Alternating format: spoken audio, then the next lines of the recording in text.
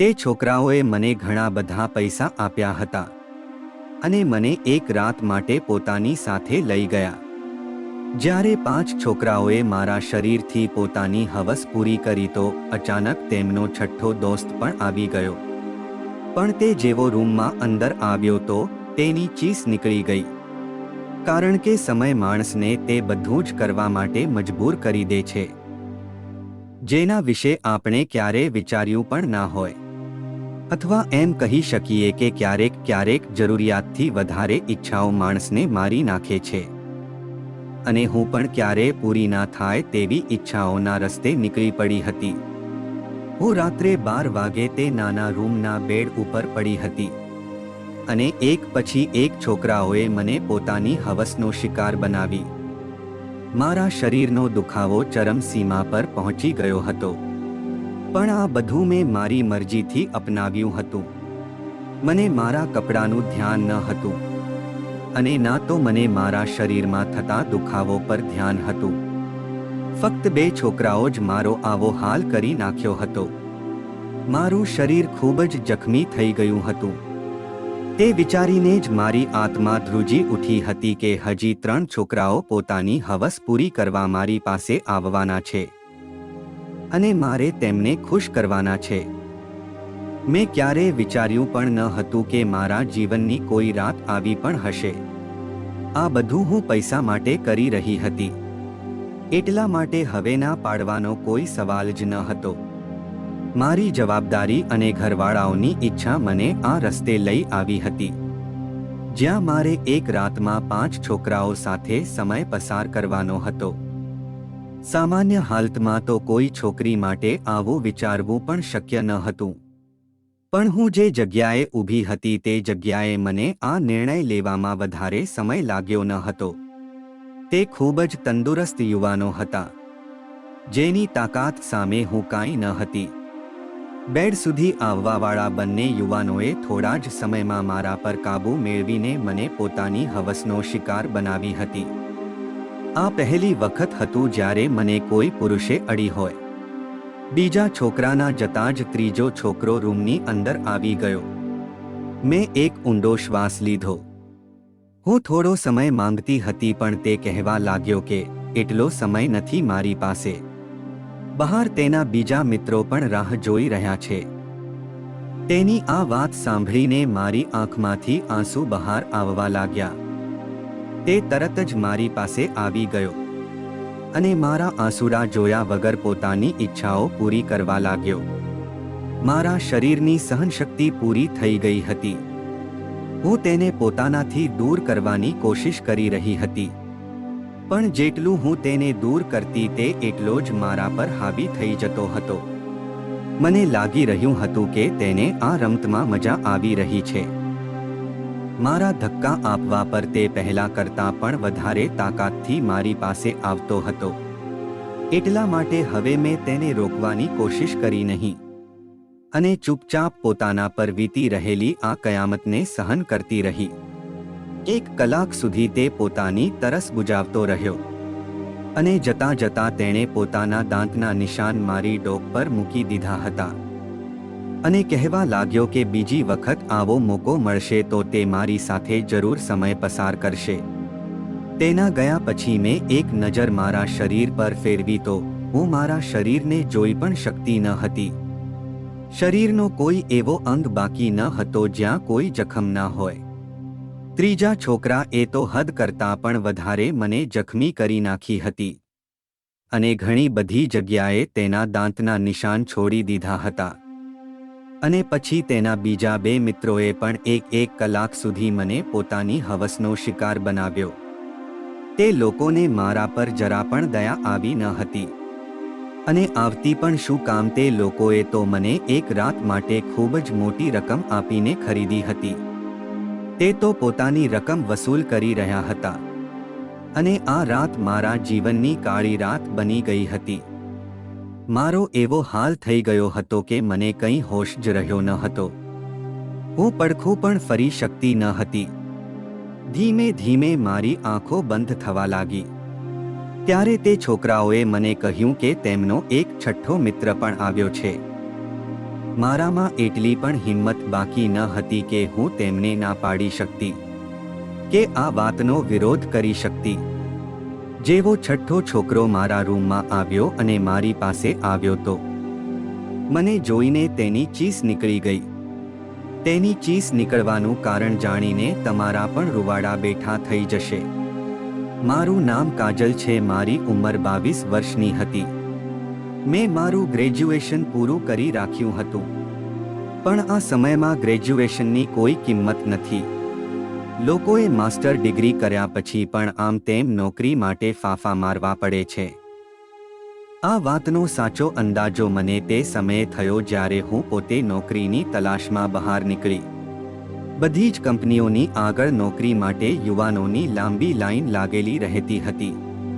તેવામાં મને ફક્ત ગ્રેજ્યુએશનના આધાર પર નોકરી ક્યાંથી મળવાની હતી? મારી પાસે તો કોઈ એક્સપિરિયન્સ પણ ન હતો. પણ નોકરી શોધવી એ મારી જરૂરિયાત બની ગઈ હતી. કારણ કે પપ્પાના સ્વર્ગવાસ પછી અમારા માટે ઘર ચલાવવું ખૂબ જ મુશ્કેલ થઈ ગયું હતું. ઘરમાં કમાવાવાળા ફક્ત મારા પપ્પા જ હતા અને અમે 3 બહેનો હતી જેના લગ્ન પણ બાકી હતા. મારી મોટી બહેન ભણેલી ન હતી. એટલા માટે કમાવાની જવાબદારી બધી મારા ઉપર આવી ગઈ હતી. નોકરી શોધવા હું જ્યારે ઘરની બહાર નીકળી તો મારા હોશ ઠેકાણે આવી ગયા. હું તો બહારની દુનિયાને ખૂબ જ સરળ સમજતી હતી. પણ મને હવે સમજાયું કે પપ્પા અમારા માટે કેટલી મહેનત કરતા હતા. હું હંમેશા પપ્પાથી નારાજ રહેતી કે તે અમારી ઈચ્છાઓ પૂરી કરતા ન હતા. અને મારી આ નારાજગી જોઈને મારા પપ્પાનો ચહેરો હંમેશા ઉતરી જતો હતો. પણ તે મને ખૂબ જ પ્રેમથી કહેતા હતા કે કાજલ બેટા, તું ચિંતા નહીં કર. એક દિવસ તારા પણ ભાગ્ય ખુલી જશે.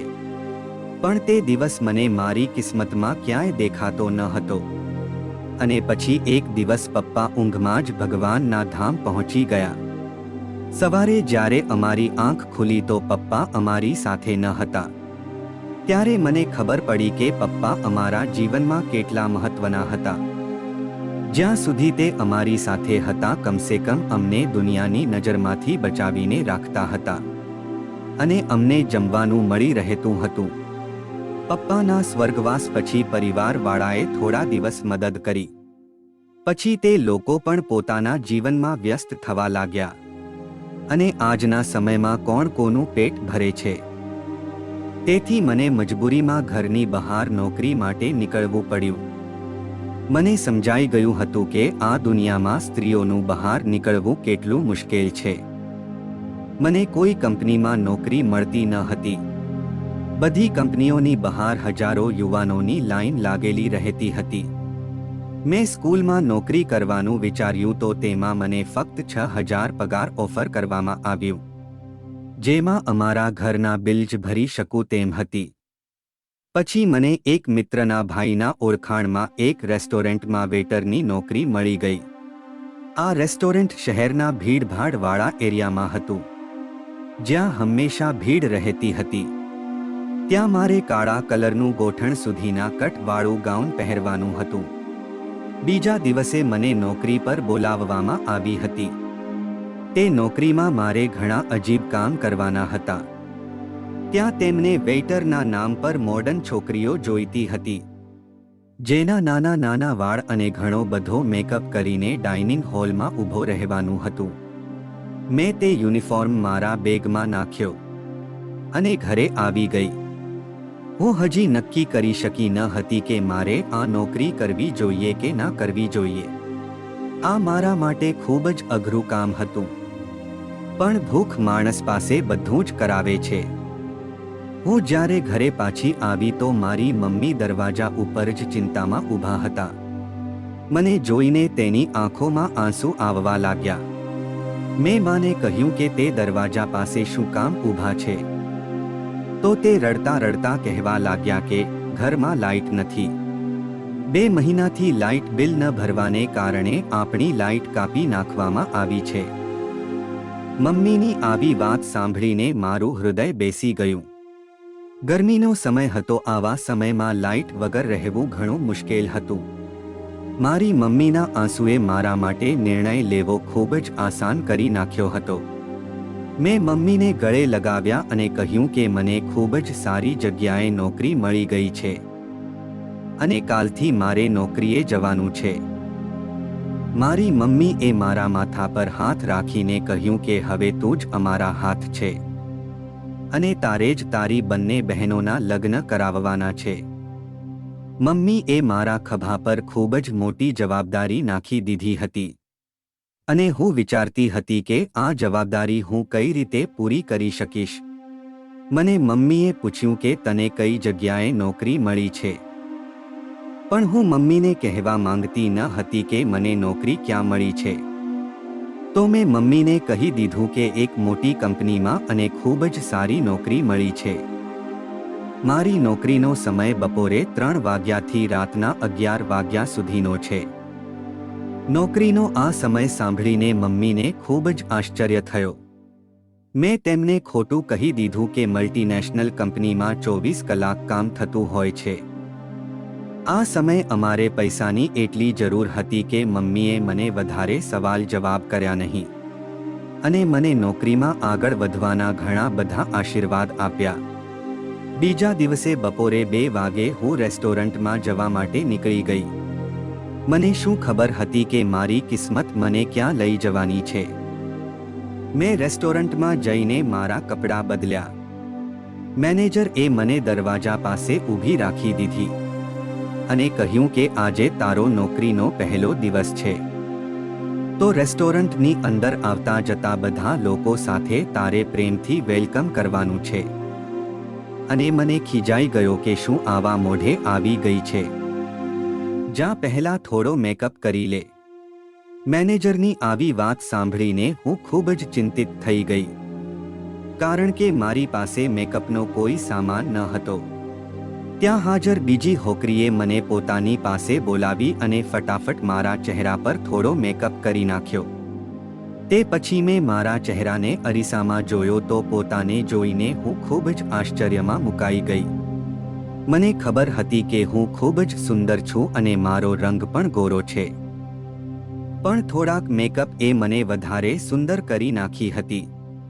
હું પોતાને અરીસામાં જોઈ રહી હતી ત્યારે તે બીજી હોકરીએ કહ્યું કે અહીંયા સુંદરતાને જોઈને જ કામ પર રાખવામાં આવે છે, નહીંતર કામ કરવા માટે તો ઘણા બધા મળી જાય છે.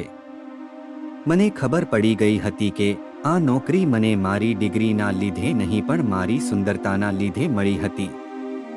નોકરીનો પહેલો દિવસ મારા માટે ખૂબ જ ભારી હતો.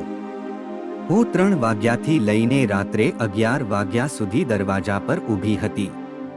ત્યાં આવનારા લોકોમાં સ્ત્રીઓ કરતાં પુરુષોની સંખ્યા વધારે હતી. રાત સુધી મારા પગમાં ઘણો દુખાવો થવા લાગ્યો હતો અને હજી મારે બસ પકડીને ઘરે પહોંચવાનું હતું. રાત્રે લગભગ 12 વાગે હું ઘરે પહોંચી તો મારા મમ્મી મારી રાહ જોઈ રહ્યા હતા. મેં મમ્મી સાથે બેસીને થોડું જમ્યું અને તરત જ બેડ પર જઈને સૂઈ ગઈ. મને પપ્પાની ખૂબ જ યાદ આવી રહી હતી, કારણ કે પપ્પા સૌથી વધારે મહારાજ નખરા સહન કરતા હતા. હું હંમેશા નાની નાની વાત પર તેમનાથી નારાજ થઈ જતી હતી, પણ પગના દુખાવાને કારણે મને ક્યારે ઊંઘ આવી ગઈ ખબર જ પડી નહીં. બીજા દિવસે ફરીથી 2 વાગે હું ઘરેથી નીકળી ગઈ. આજે મને દરવાજા પાસે ઊભી રાખી નહીં. આજે મારે લોકોના જમવાના ઓર્ડર લેવાના હતા. આ કામ મને થોડું સરળ લાગ્યું હતું, પણ થોડી જ વારમાં મને ખબર પડી ગઈ કે આ કામ થોડું પણ સરળ ન હતું. હું જેની પાસે ઓર્ડર લેવા જતી તે લોકો મને ઉપરથી નીચે સુધી જોતા હતા અને એક અજીબ સ્માઇલ આપતા હતા. મારે પણ તેમની સાથે સ્માઇલ આપીને વાત કરવી પડતી અને ત્યાં આવતા લોકો જાણી જોઈને ઓર્ડર આપતી વખતે વાર લગાડતા હતા અને ઘણી વખત તો ઓર્ડર આપતી વખતે મારા ઘણા નજીક આવી જતા હતા. આ રેસ્ટોરન્ટ અમારા જેવા વેટરના લીધે જ ચાલતું હતું, કારણ કે ત્યાં વધારે પુરુષો જ આવતા હતા. દિવસો ફટાફટ પસાર થવા લાગ્યા. નોકરી કરતા મને 1 મહિનો થઈ ગયો હતો. છેલ્લા અઠવાડિયે મારી સાથે જે થયું તે ઘણું અજીબ હતું. પુરુષોનું મારી સામે અજીબ નજરથી જોવું અને ઓર્ડર દેવાના બહાને મારી નજીક આવવું અને ડબલ મિનિંગ શબ્દોમાં વાતો કરવું. પણ આ નોકરીની સૌથી સારી વાત એ હતી કે પગાર કરતાં વધારે મને તે મહિને ટીપ મળી હતી, જેના લીધે મેં લાઇટ બિલ ભરી દીધું હતું. ધીમે ધીમે હું આવા માહોલની ટેવ પાડી રહી હતી. 5 છોકરાઓ જે રોજ સાંજે રેસ્ટોરન્ટમાં આવતા અને સૌથી ખૂણાવાળા ટેબલ પર બેસી જતા હતા, તે ટેબલ મારા ભાગમાં હતું. તો મારે રોજ તેમનો ઓર્ડર લેવા જવું પડતું હતું. તે 5 છોકરા લગભગ 24 થી 25 વર્ષના યુવાન હતા, જે મને ખૂબ જ અલગ નજરથી જોતા હતા. આજે પણ જ્યારે હું તેમની પાસે ઓર્ડર લેવા ગઈ તો તેમાંથી એક મને પૂછવા લાગ્યો, તું અહીંયા મજબૂરીમાં નોકરી કરે છે ને? મેં હામાં જવાબ આપ્યો. તેણે તરત જ પોતાનું કાર્ડ કાઢ્યું અને મારી સામે મૂકી દીધું અને કહેવા લાગ્યો, તું ખૂબ જ શરીફ છોકરી લાગે છે. ક્યારે પણ મદદની જરૂર પડે તો એક વખત યાદ કરી લેજે. મેં કંઈ પણ વિચાર્યા વગર તે કાર્ડ લઈને મારી પાસે રાખી લીધું. તે હસવા લાગ્યા. તે પછી આવું રોજ જ થવા લાગ્યું. હું તેમની પાસે ઓર્ડર લેવા જતી તો તે મને કોઈને કોઈ સવાલ પૂછતા હતા. રોજ થતી મુલાકાતને કારણે અમે થોડા ફ્રેન્ડલી થઈ ગયા હતા. આ જ રીતે બીજો મહિનો પણ પસાર થઈ ગયો. પછી એક દિવસ મારી મમ્મીએ મને કહ્યું કે તારી મોટી બહેન માટે એક માંગો આવ્યું છે. તે લોકો જલ્દી લગ્ન કરવા માંગે છે. મમ્મીની આ વાત સાંભળીને હું ખૂબ જ ચિંતામાં પડી ગઈ, કારણ કે હજી તો મેં ઘરનો ખર્ચો જ મારા ખભા પર ઉઠાવ્યો હતો. લગ્નની જવાબદારી તો હું વિચારી પણ શકતી ન હતી. તો મમ્મી મને કહેવા લાગી કે તું તારી કંપનીમાંથી લોન લઈ લે. આટલી મોટી કંપની છે, જો લાખ રૂપિયાની પણ લોન મળી ગઈ તો તારી બહેનના લગ્ન થઈ જશે. મારી બહેનની ઉંમર 26 વર્ષની થઈ ગઈ હતી અને મમ્મી તેને લઈને ઘણી ચિંતા કરતા હતા. હવે હું મમ્મીને શું કહેતી કે હું એક સાધારણ રેસ્ટોરન્ટમાં નોકરી કરું છું, તો લાખ રૂપિયા મને ક્યાંથી મળવાના હતા? મેં મમ્મીની વાતનો કોઈ જવાબ આપ્યો નહીં. પણ મમ્મીની આંખોમાં મને આશાની કિરણો ચોખ્ખી દેખાઈ રહી હતી. મમ્મીને વિશ્વાસ હતો કે મને કંપનીમાંથી લોન મળી જશે અને હું વિચારતી હતી કે મેં જે ખોટું કહ્યું તેણે મને ક્યાં ફસાવી દીધી. બીજા દિવસે હું રેસ્ટોરન્ટમાં ગઈ ત્યારે હું ખૂબ જ ચિંતામાં હતી અને મારી સાથે કામ કરતી હોકરીએ આ વાત નોટિસ કરી લીધી હતી. તે મને કહેવા લાગી, શું વાત છે કાજલ? આજે ખૂબ જ ચિંતામાં લાગે છે. મેં તેને કહ્યું કે મારી મોટી બહેનના લગ્ન કરવાના છે અને મારી પાસે થોડા પણ પૈસા નથી. મારી વાત સાંભળીને તે કહેવા લાગી કે તો આટલો ખર્ચો કરવાની શું જરૂર છે? સાદાઈથી પણ લગ્ન થઈ શકે છે.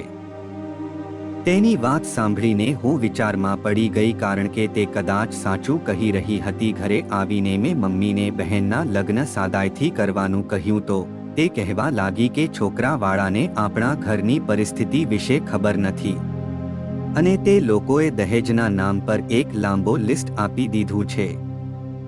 જો મેં તારી બહેનને ખાલી હાથે ત્યાં મોકલી તો તે આખી જિંદગી તારી બહેનને સંભળાવ્યા કરશે. મમ્મીની વાત સાંભળીને મને ખૂબ જ ગુસ્સો આવી ગયો. મેં તેને કહી દીધું કે તો બહેનના લગ્ન તેવા ઘરમાં કરવાની શું જરૂર છે? મારી મમ્મી મારા પર જ ગુસ્સો કરીને કહેવા લાગી કે એક તો ઘણી મુશ્કેલીથી તારી બહેન માટે એક સારા ઘરની વાત આવી છે અને તને તેમાં પણ ખામીઓ દેખાય છે. જો તારા પપ્પા જીવતા હોત તો મારે તારી પાસે આવી રીતે હાથ જોડવાની જરૂર ના પડી હોત. તે ગમે તેમ કરીને પોતાની છોકરી માટે પૈસાની વ્યવસ્થા કરી આવત. મમ્મીની આંખોમાં આંસુ આવી ગયા હતા અને તેમની વાતે મને પણ ખૂબ જ દુઃખી કરી હતી. તે કદાચ સાચું કહી રહ્યા હતા. જો પપ્પા જીવતા હોત તો તે ગમે ત્યાંથી પૈસા લઈ આવત.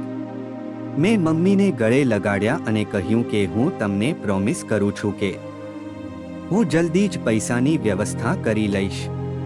પણ હું પોતે જાણતી ન હતી કે હું આ પૈસા ક્યાંથી લાવીશ. મારા માટે ઘરમાં પપ્પાની જગ્યા લેવું ઘણું અઘરું હતું. દિવસો આ જ રીતે પસાર થતા રહ્યા. મેં રેસ્ટોરન્ટમાં જઈને મેનેજરને પૈસાની વાત કરી તો તેણે મને એવી નજરથી જોયું કે જાણે તે હમણાં જ મને આ રેસ્ટોરન્ટમાંથી કાઢી મૂકશે. તેમણે મારી વાતનો કોઈ જવાબ આપ્યો નહીં. હું સમજી ગઈ હતી કે તેમણે પૈસાની ના પાડી દીધી છે. રોજની જેમ હું તે 5 છોકરાઓ પાસે ઓર્ડર લેવા ગઈ તો તેમાંથી એક કહેવા લાગ્યો કે શું વાત છે, આજે તમારો ચહેરો ખૂબ જ ઉતરેલો છે. તેની વાત સાંભળીને ખબર નહીં કેમ મારી આંખમાંથી આંસુ પડવા લાગ્યા. તે વારે વારે પૂછવા લાગ્યા. તો મેં મારી ચિંતાનું કારણ તેમને કહી દીધું. કારણ કે મને પણ એવા માણસની જરૂર હતી જેની આગળ હું મારું દુઃખ કહી શકું. મારી વાત સાંભળીને તેમના ચહેરા પર હાસ્ય આવી ગયું અને તે કહેવા લાગ્યા કે આટલી નાની વાત માટે તમે આટલા ચિંતામાં છો. અમે તમને કાર્ડ શું કામ આપ્યું છે કે કોઈ પણ કામ હોય તો તમે અમને યાદ કરો. હું આશ્ચર્યથી તેમની સામે જોવા લાગી. હું વિચારી પણ શકતી ન હતી કે અજાણ્યા લોકો મને પૈસા આપશે. તે લોકોએ તરત જ મને લાખ રૂપિયાની ઓફર કરી દીધી. હું તેમની તરફ જોઈ રહી હતી. તે લોકો કહેવા લાગ્યા કે લાખ રૂપિયા આપવા તેમના માટે કોઈ મોટી વાત નથી, પણ મારે પણ તેમનું કંઈક કામ કરવું પડશે. તેમની વાતથી મને સમજતા વાર ના લાગી કે તેમને મારી પાસેથી શું જોઈએ છે. હું તરત જ ડરી ગઈ અને મેં મારા પગ પાછળ કરતા કહ્યું કે હું ખૂબ જ સંસ્કારી પરિવારમાંથી આવું છું અને હું કોઈ ખોટું કામ નહીં કરી શકું. તેમણે તરત જ કહ્યું કે અમે તો તમને ઓફર આપી છે. સ્વીકારવી કે નહીં તે તમારી ઈચ્છાનો વિષય છે, પણ આજના સમયમાં તમને કોઈ લાખ રૂપિયા નહીં આપે, ભલે તે તમારો ગમે તેટલો નજીકનો સંબંધી કેમ ના હોય. તેમની વાત બિલકુલ સાચી હતી, પણ હું મારી ઇજ્જતના બદલામાં લાખ રૂપિયા મેળવવા માંગતી ન હતી. મેં તરત જ ના પાડી દીધી. હું મારી હાલતથી ખૂબ જ થાકી ગઈ હતી અને જ્યારે હું ઘરે પહોંચી તો મારી મમ્મી અને મારી બહેન મારી રાહ જોઈ રહ્યા હતા. મમ્મીએ મને કહ્યું કે બહેનના સાસરાવાળા 1 મહિના પછી જ લગ્નની વાત કરી રહ્યા છે અને તે તારી મોટી બહેન સાથે નાની બહેનને પણ તેના નાના દેવર સાથે લગ્ન કરાવવા માંગે છે અને આ જ રીતે એક જ ખર્ચમાં બંને બહેનોના લગ્ન પણ થઈ જશે. નાનીના લગ્નની વાત સાંભળીને મને ખૂબ જ ખુશી થઈ હતી, પણ 1 મહિનાનો સમય સાંભળીને મારો તો જીવ જ નીકળી ગયો હતો, કારણ કે મારાથી હજી સુધી પૈસાની કોઈ વ્યવસ્થા થઈ ન હતી અને મમ્મીને મારી પાસેથી ઘણી આશાઓ હતી. મેં એક વખત મારી બહેન સામે જોયું તો તેની આંખો ખુશીને કારણે ધમકી રહી હતી. હું પણ મારી બહેનના સાસરાવાળાને મળી હતી. તે લોકો ઘણા સારા હતા, પણ આજના સમયમાં સાદાઈથી અને વગર દહેજે કોણ લગ્ન કરે છે? તે પણ આ જ સમાજમાં રહેતા હતા.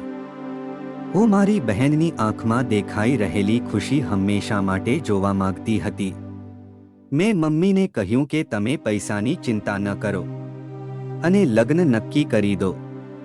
મારી આ વાત સાંભળીને ઘરમાં ખુશીનો માહોલ છવાઈ ગયો, પણ તે લોકોને ક્યાં ખબર હતી કે આ ખુશી માટે મારે મારી આબરૂ બીજાને આપવાની હતી. બીજા દિવસે જઈને મેં તે 5 છોકરાઓ સાથે રાત વિતાવવા માટે હા પાડી દીધી.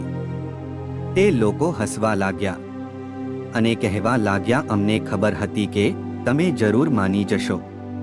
મેં મમ્મીને કહ્યું કે વર્ષનો અંતે ઓફિસમાં ઘણું વધારે કામ હોય છે અને તેના લીધે મારે રાત્રે ઓફિસમાં જ રોકાવું પડશે અને કંપનીએ મારી લોન પણ મંજૂર કરી લીધી છે. એટલા માટે હું તેમની વાત માનવા માટે મજબૂર છું. લોન પાસ થવાની વાત સાંભળતા જ મમ્મી ખૂબ જ ખુશ થઈ ગયા અને મને રાત રોકાવા માટે રજા પણ આપી દીધી. રાત્રે 11 વાગે રેસ્ટોરન્ટમાંથી છૂટ્યા પછી હું તે 5 છોકરાઓ સાથે જતી રહી.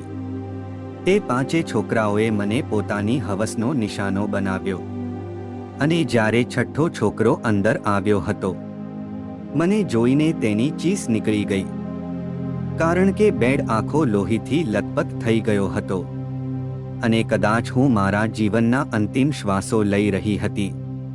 તેણે તરત જ મને પોતાના હાથેથી ઉઠાવી અને ગાડીમાં નાખીને એક નાના હોસ્પિટલમાં લઈ ગયો. કદાચ તે હોસ્પિટલ તેના કોઈ ઓળખીતાનું જ હતું.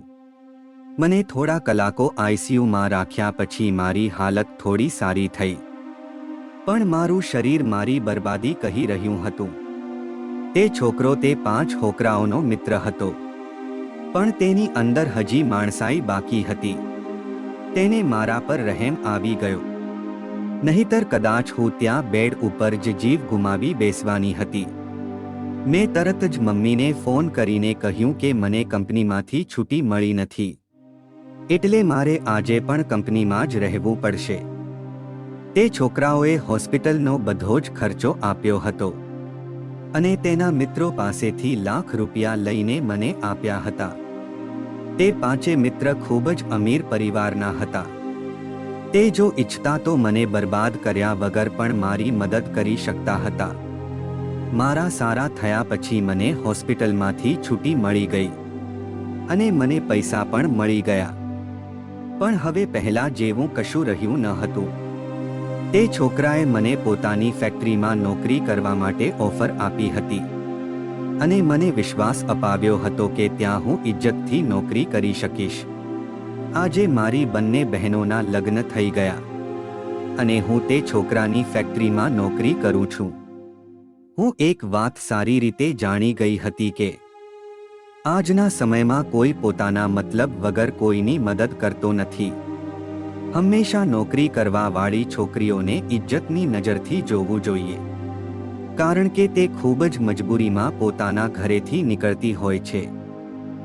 ભલે તે ગમે તેવા કપડાં પહેરીને રેસ્ટોરન્ટના દરવાજે જ કેમ ના ઊભી હોય. તો દોસ્તો, આ હતી અમારી આજની કહાની. આશા રાખીએ છીએ કે તમને અમારી આ કહાની પસંદ આવી હશે. તમને આ કહાની કેવી લાગી અમને કોમેન્ટ કરીને જરૂર જણાવો. અને જો તમને આ વિડિયો પસંદ આવ્યો હોય તો વિડિયોને એક લાઈક અવશ્ય કરો. અને જો તમે અમારી ચેનલમાં પહેલીવાર આવ્યા હોય તો અમારી ચેનલને સબસ્ક્રાઇબ કરો, જેથી તમને આવા વિડિયો સૌપ્રથમ મળતા રહે. મળીએ નવા વિડિયોમાં. ધન્યવાદ.